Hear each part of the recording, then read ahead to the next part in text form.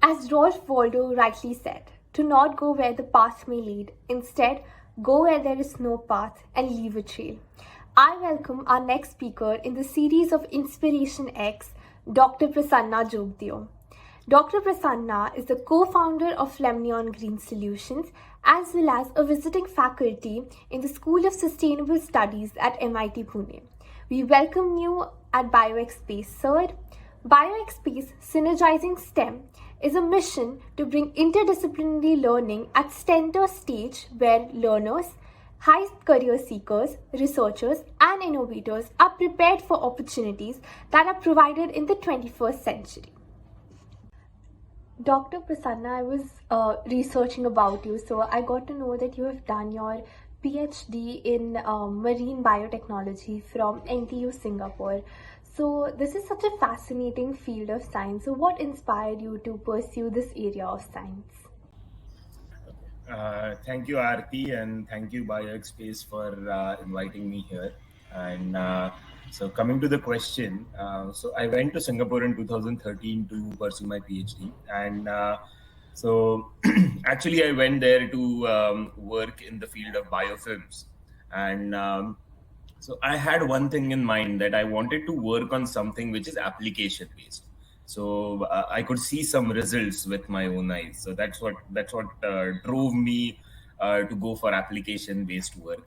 And so when I was talking to my supervisor at NTU, he gave me a new proposal that he wanted to venture into, which was marine corrosion.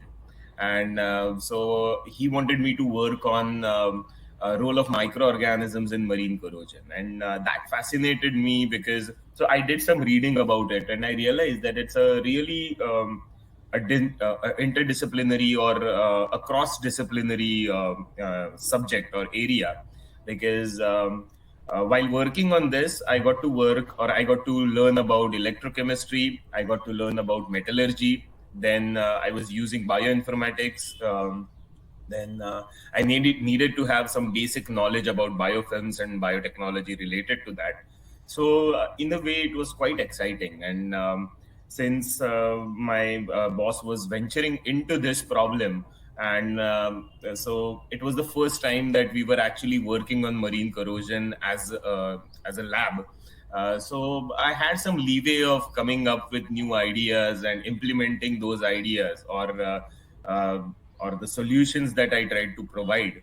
So there was a lot of innovation involved in that. There was a lot of out of the box thinking which was required. And that was the reason I worked in this topic. And now I'm glad that I got to work in this, because the best outcome that I got from my PhD was this cross-disciplinary or interdisciplinary approach of addressing a problem which is new to you.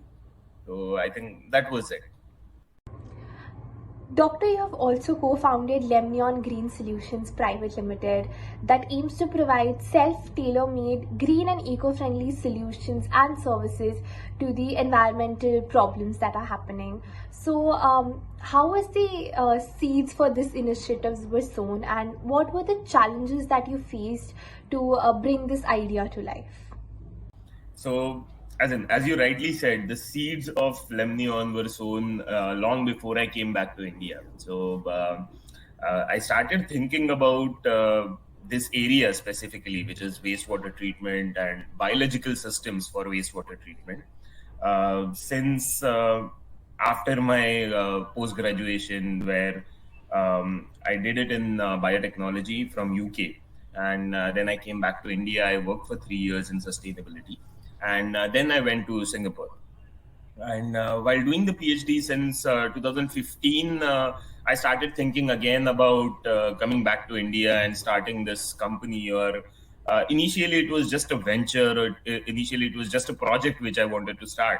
But then as I discussed with several mentors, several people who helped me during the process of actually design, I realized that it needs to have a better structure. And that's why I decided on forming a company. And why come back to India? The reason being that if you talk about Indian infrastructure or the technology or the condition of wastewater right now in India, it's quite bad, or it needs a lot of improvement. It needs a lot of innovative approaches to be applied. And I think the conventional systems that are being used right now, they take a lot of money, they take a lot of energy, it needs a lot of maintenance, and the efficiency is quite low. So instead, I started thinking about what could be done to solve this problem. Or for smaller villages, there is no infrastructure for drainage. So what can be done? Can we do something decentralized, or can we come up with biological systems which are robust, which are low cost, and which are low maintenance? Even a gardener can handle that system. So to come up with something and to reach more and more people or masses, and I think India was the best market for that. And it's always good to come back to India and work on a problem that we are facing here. Um, because the other option was I could have continued as a postdoc, or could have gotten a tenure later. But then doing something different, yes, it was a risk. It was a big step for me. But then I think that it was quite a calculated step, and let's hope what comes in the future. Dr. Lemnion has also taken up several projects in the past which aim to provide ecological restoration of the biodiversity in the affected areas. So, can you give us an insight on how you approach a project and come up with specific strategies for a particular project? Um, so when you look at the problem of water pollution or water management or wastewater treatment, the problem differs according to the situation. So it can be the quality and quantity of wastewater produced. It can be the availability of area. It can be the nearest public water body which is being polluted because of this discharge. So the scenario differs every time, and I think that is the reason that you need to have an interdisciplinary approach to come up with a solution for every type of scenario. Because when you work on a river, you cannot have the same methodology as you work on a lake or as you work on a small pond. So according to the problem, your solution needs to differ. You cannot have a boxed solution for everything. So that was the ideology behind, or rather, to start working on ecological restoration. So so far we have worked on a big pond in one of the public parks in Pune. Then in a nearby area called Vadgaon Mawal, we worked on a nala, which was bringing all the wastewater into the Indrayani River, which flows nearby. So basically, working on this, there are multiple aspects that we need to look at. So while restoring the ecology, what we need to do is four aspects. We need to regulate the water flow properly. We need to maintain the nutrient balance, because wastewater is usually water plus something. So something that is added into it. It might be organic content, it might be detergents, it might be chemicals.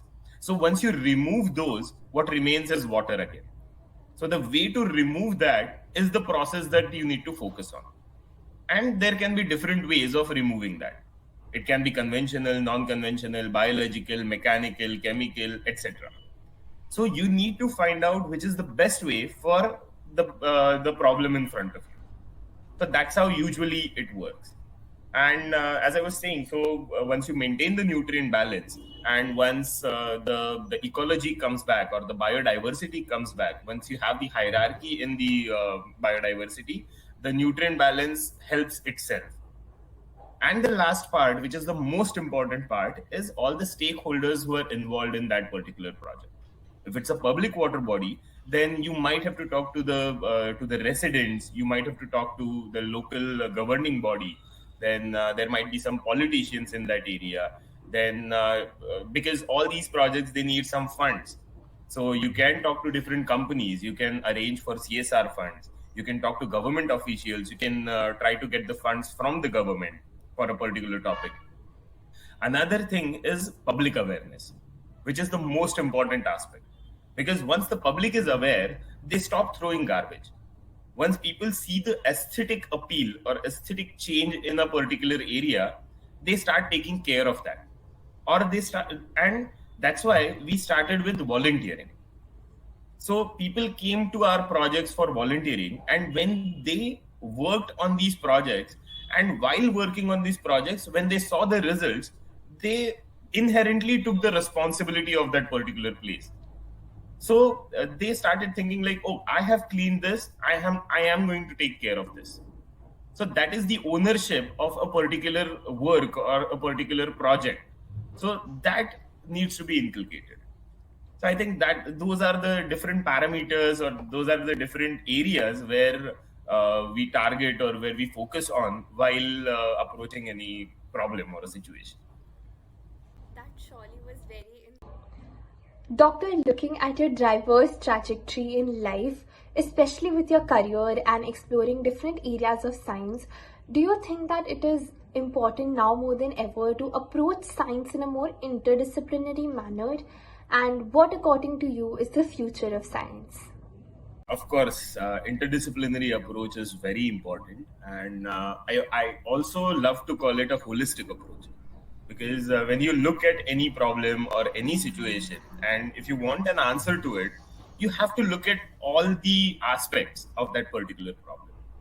So I'll give you an example. So if, let's say I have an aquatic ecosystem, if I have to work on a particular nala or a lake, then what I need is, let's say if it's in a village, then I need a hydrogeologist to look at what are the water patterns, what is the watershed, what is the catchment area.